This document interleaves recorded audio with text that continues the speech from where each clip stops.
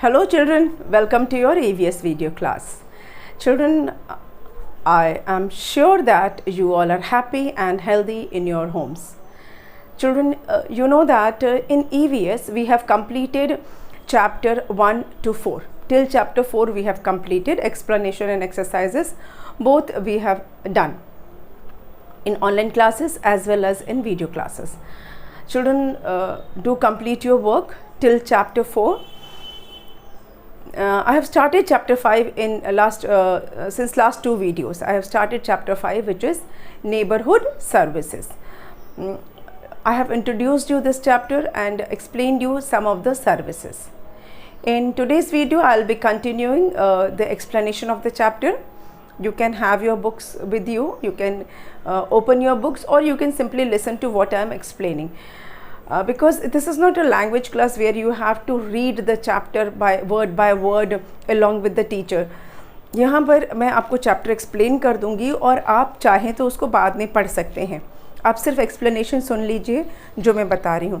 Because I most of the time I give you some extra information. मैं आपको explanation में बहुत सी ऐसी बातें बताती हूँ जो आपके चैप्टर्स में नहीं लिखा होता है, नहीं मेंशन होता है.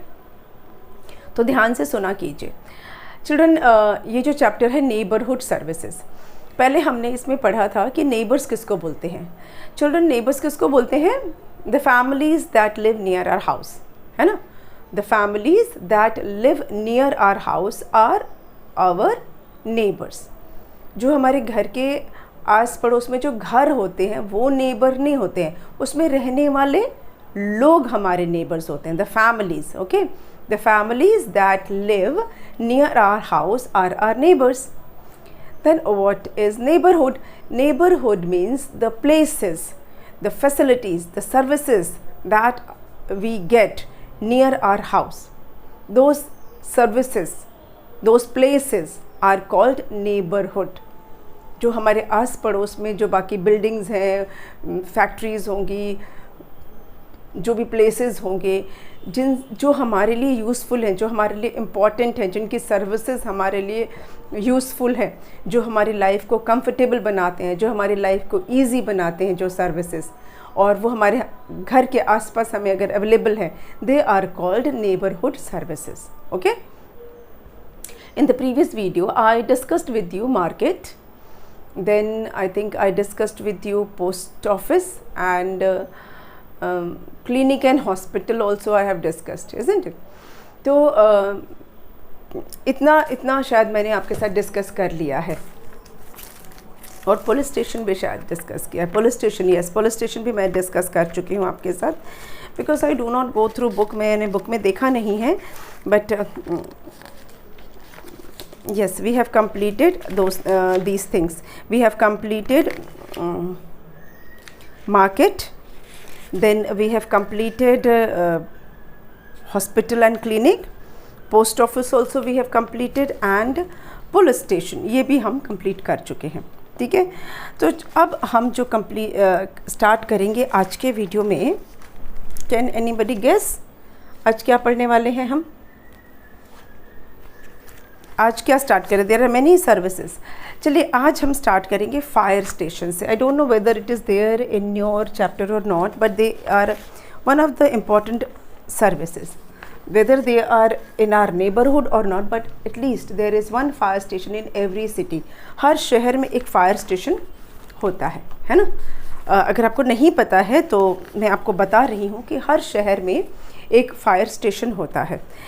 और ये फायर स्टेशन एक बहुत ही इम्पॉर्टेंट सर्विस है. Yes, it is one of the most important services. यहाँ पे क्या होता है, ये फायर स्टेशन का काम क्या होता है? जब कहीं भी कोई मेजर फायर होता है, कहीं मेजर फायर एक्सीडेंट बोल सकते हैं इसको, कुछ कहीं आग लग जाती है, मेजर फायर का जो केसेस होते हैं, किसी बिल्डिंग में आग लग गई या किसी के घर में ही मेजर फायर एक्सीडेंट हो गया, किसी जगह पे ऐसा जब होता है, तो ऐसे में हमें फायर स्टेशन की हेल्प चाहिए होती है. बिकॉज़ इन सिचुएशन में इंडिविजुअल या कोई ग्रुप खुद से कुछ नहीं कर सकता है. घर में छोटी सी अगर कहीं कागज़ में आग लग गया या कोई छोटे से सामान में आग लग गया, that is a different thing. But पूरे घर में अगर आग लग जाता है गॉड फॉरबिड, लेकिन ऐसा होता है कभी कभी। क्या होता है कि बड़ी बड़ी बिल्डिंग्स में आग लग जाती है, शॉर्ट सर्किट होता है। आपको मतलब ये आग लगती कैसे है? तो मेन रीज़न क्या होता है, जो बड़े ऑफिसेज होते हैं, बड़े कॉम्प्लेक्सेस होते हैं, वहाँ पर क्या होता है, शॉर्ट सर्किट हो जाता है। ये इलेक्ट्रिसिटी से रिलेटेड फॉल्ट होता है। तो शॉर्ट सर्किट होने से क्या होता है, पूरी की पूरी बिल्डिंग में आग लग सकती है या पूरे फ्लोर पे आग लग सकती है। कभी कभी घर में शॉर्ट सर्किट हो जाता है, उस वजह से आग लग जाती है। या फिर सिलेंडर, जो गैस का सिलेंडर होता है, एलपीजी सिलेंडर होता है, उसके ब्लास्ट होने से आग लग जाती है। So there are various reasons जिस वजह से किसी जगह पे, किसी कॉम्प्लेक्स में, किसी बिल्डिंग में आग लगती है। मेजर रीज़न जो अभी मैंने आपको बताया, शॉर्ट सर्किट होता है, इलेक्ट्रिकल शॉर्ट सर्किट होता है।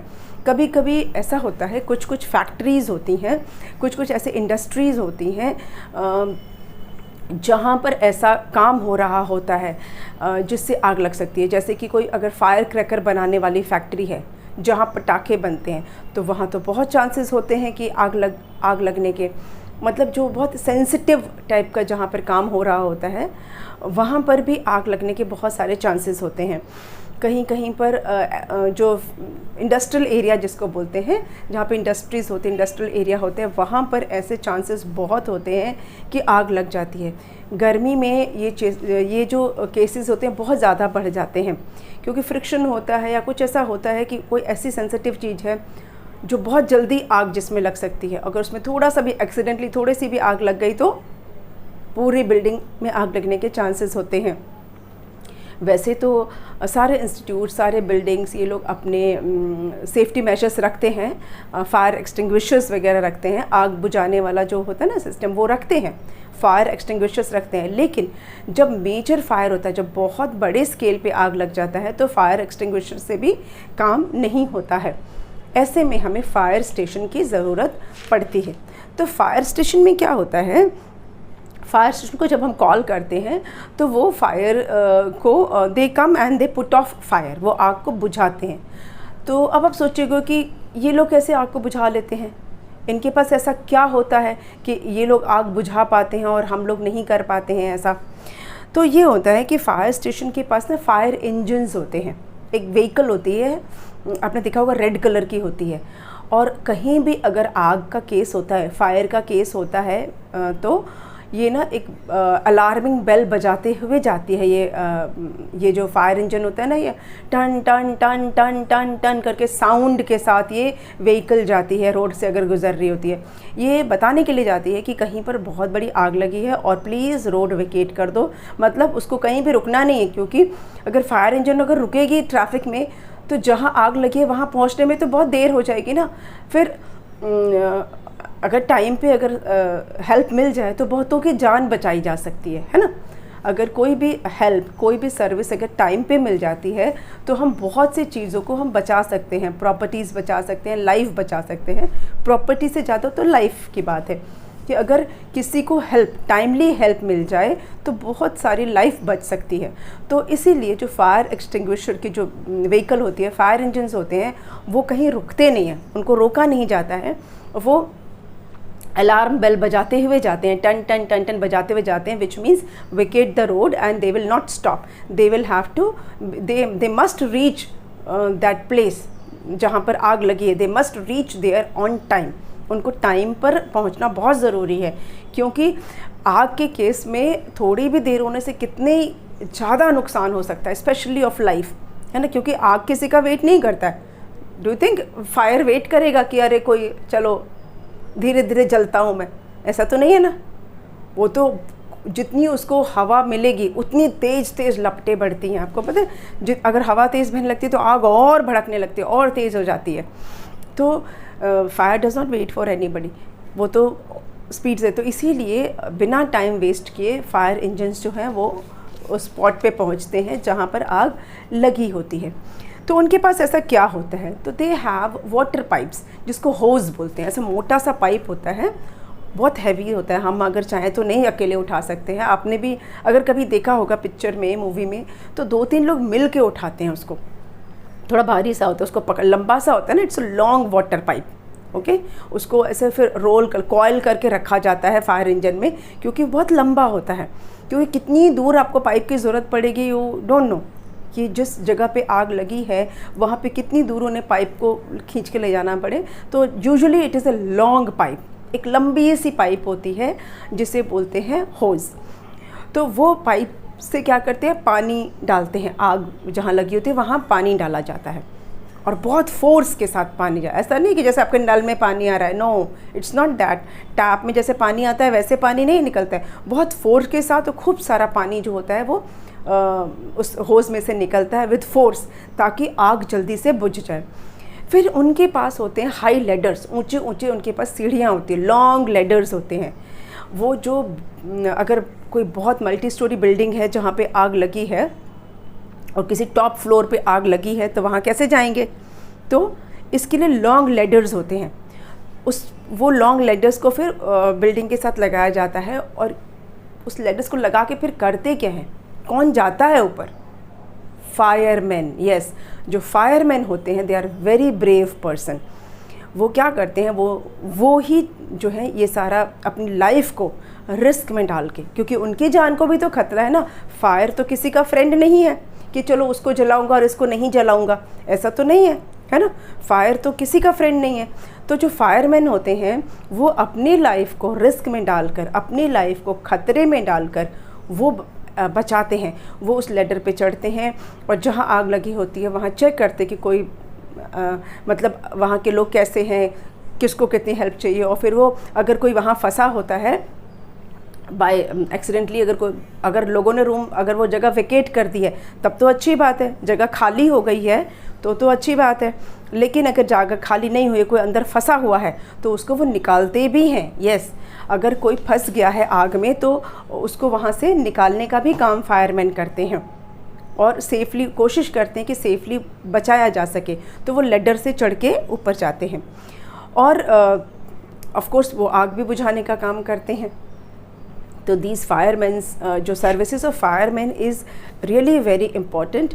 और मैं ये नहीं कह रही कि ये सर्विसेज हमारे नेबरहुड में ही होंगी, पर हमारे शहर में होती हैं तो हम उसको नेबरहुड कैटेगरी में ला सकते हैं कि क्योंकि सबके घर के पास तो फायर स्टेशन होना पॉसिबल नहीं है, बट शहर में तो होता है और वो हमारे लिए, उसकी सर्विसेज हमारे लिए 24 आवर्स अवेलेबल होती हैं।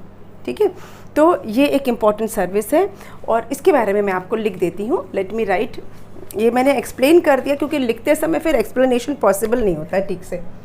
तो हमारा सर्विस है fire station, sorry,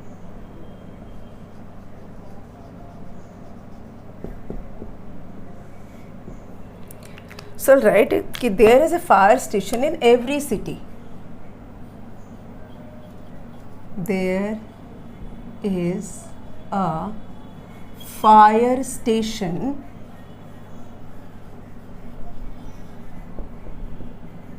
in every city.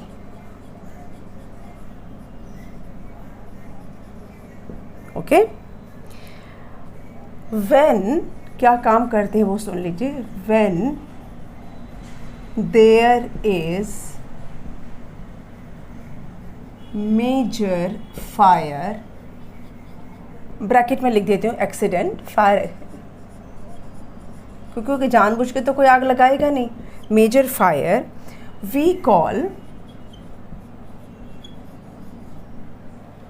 The fire station, fire station पे कॉल करते हैं हम।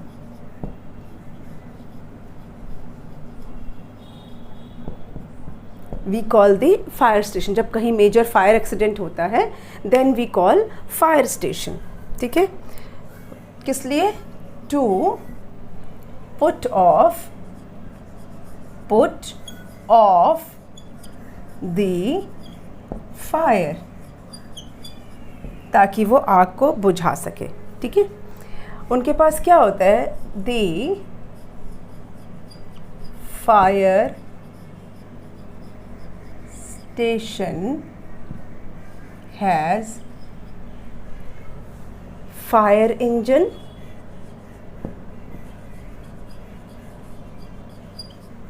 जो फायर स्टेशन होते हैं उनके पास फायर इंजन होता है, वाटर पाइप्स होती हैं, long water pipes, long water pipes जिसे होज कहते हैं, ठीक है, and long ladder,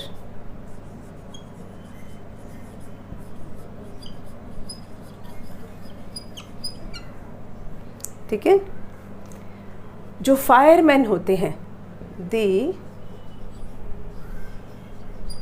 fireman are brave, the firemen are brave person, they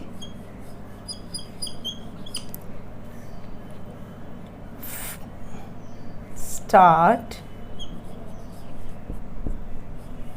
firefighting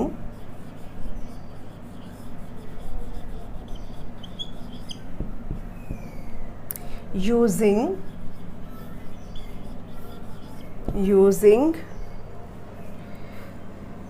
long hose pipes and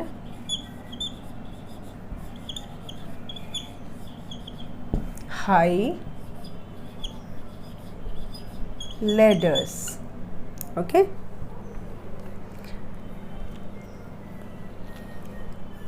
They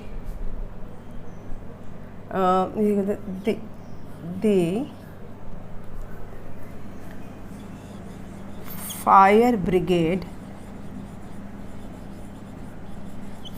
मतलब जो पूरा ग्रुप होता है, the fire brigade does a very useful work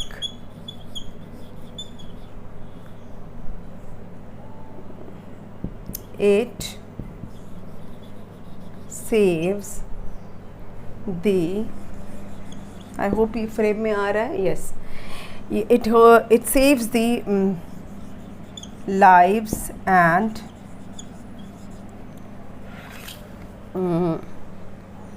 property of people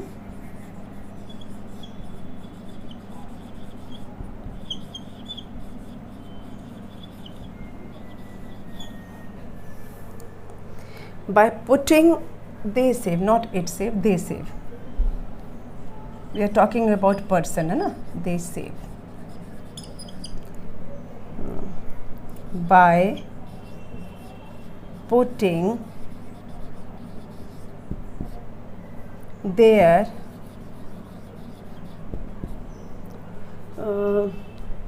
ऊपर लिख दे, इसको इरेज करके यहाँ लिख देती हूँ, मैं लेसन का नाम मिटा देती हूँ अभी, बिकॉज नीचे स्पेस नहीं है। By putting their own life at risk. Okay, बस इतना कम था। चलिए, ये स्पेस मैंने इसलिए छोड़ा है क्योंकि यहाँ पे थोड़ा सा ना रिफ्लेक्शन आ जाता है लाइट का। Okay, there is a fire station in every city, agreed? When there is major fire या accident, we call the fire station to put off the fire. हम fire station को call करते हैं आग बुझाने के लिए। The fire station has fire engine, long water pipes and ladders, long ladders. इनके पास ये सारी चीज़ें होती हैं। I explained you this. The fireman are brave person, जो फायरमैन होते हैं बहुत बहादुर होते हैं। क्यों? They start fire fighting using long hose pipe and high ladders. वो आग बुझाने का काम, फायर फाइटिंग मतलब आग से लड़ना, ठीक है, उसको बुझाने के लिए। So this fire brigade does a very useful work. They save the lives and property of people by putting their own life at risk. अपनी जान को खतरे में डाल के ही वो बाकी लोगों की जान बचाते हैं। If you want to take down this, you can take down. या आप इसे नोट करना चाहो, मैं साइड हो गई हूँ, आप चाहो तो इसका एक स्क्रीनशॉट ले सकते हो। ओके, चलिए, I think I have explained enough. आपको मैंने इस फायर स्टेशन के बारे में काफ़ी बता दिया है। Children, this is not given in your chapter, आपके चैप्टर में इसके बारे में नहीं बताया है, but I thought that this is one of the important services, so I must tell. मैं चलिए चैप्टर का नाम फिर से लिख देती हूँ क्योंकि मैंने इरेज कर दिया था। आवर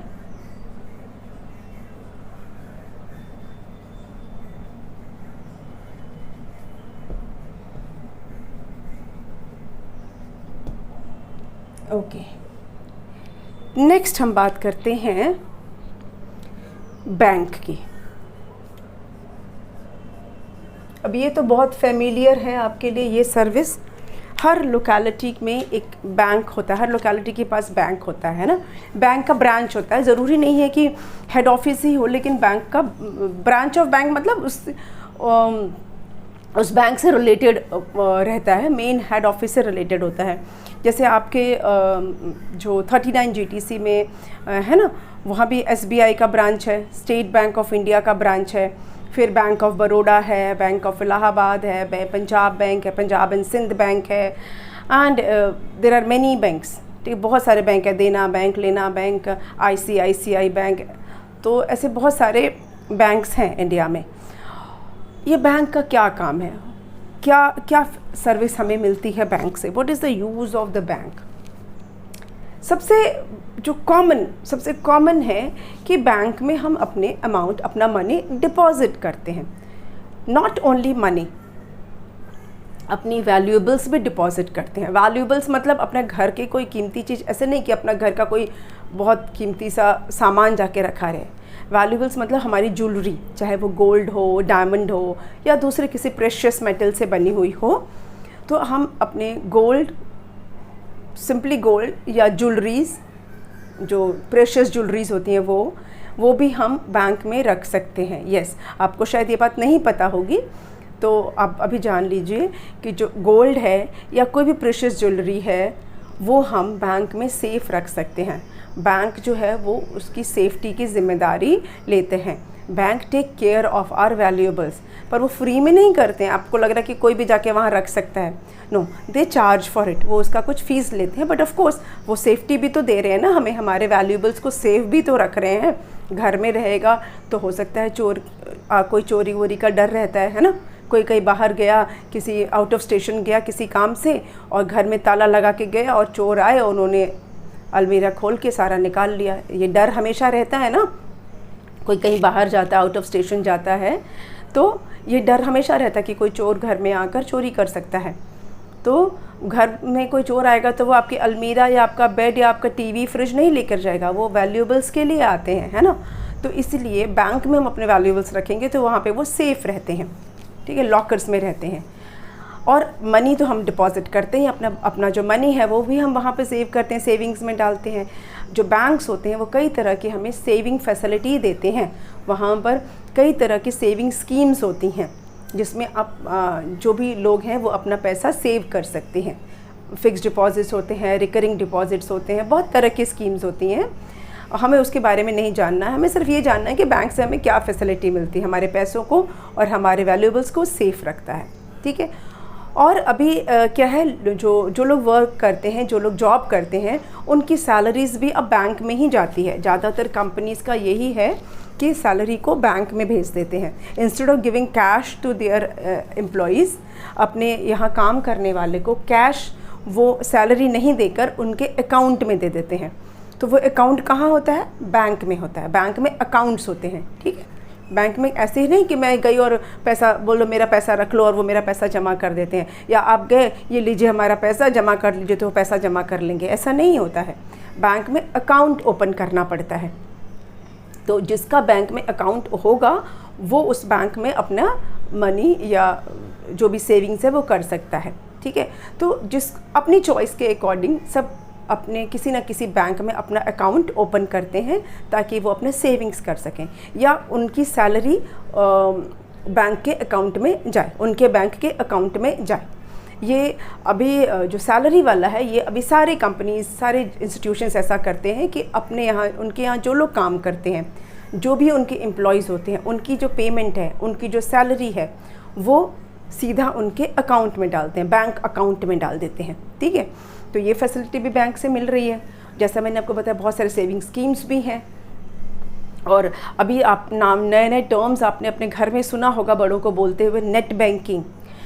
मतलब अब घर बैठे अपने अकाउंट के साथ कनेक्टेड हैं और अब घर बैठे सारा अपना अकाउंट से रिलेटेड, अपने बैंक अकाउंट से रिलेटेड काम को कर सकते हैं। किसी को पैसा देना है, पैसा निकालना है, कहीं पेमेंट करनी है, अब जैसे आपकी फ़ीस भरनी है, ये सारे काम घर बैठे हम कर सकते हैं थ्रू नेट बैंकिंग, जो कि हमारे बैंक से रिलेटेड होता है। तो बैंक ये फैसिलिटीज़ भी हमें देती है। ठीक है, तो ये सारी फैसिलिटीज़ हमें कहाँ से मिल रही है? बैंक से मिल रही है। तो इसके बारे में भी मैं थोड़ा सा लिख देती हूँ आपको। ठीक है, बहुत ज़्यादा इसको डिटेल में नहीं लिखेंगे आप, क्योंकि आपको बस ये समझना है कि हमें बैंक से क्या फैसिलिटी मिलती है। तो हम लिखेंगे कि we can deposit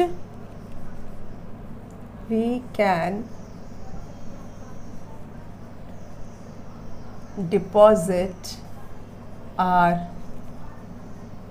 money and valuables in bank, है ना।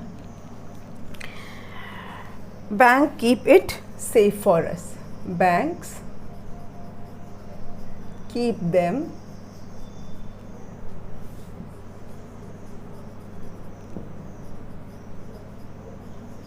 safe for us.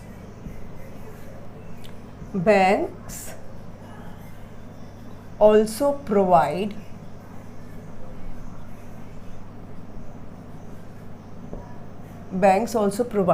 various saving schemes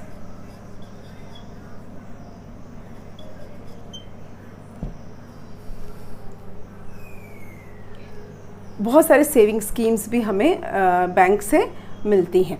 ठीक है, चलिए इतना बैंक के लिए के बारे में जानना सफिशिएंट है। अब बात करेंगे हम एक और फैसिलिटी की, वो है पब्लिक लाइब्रेरी। क्या है? Public library.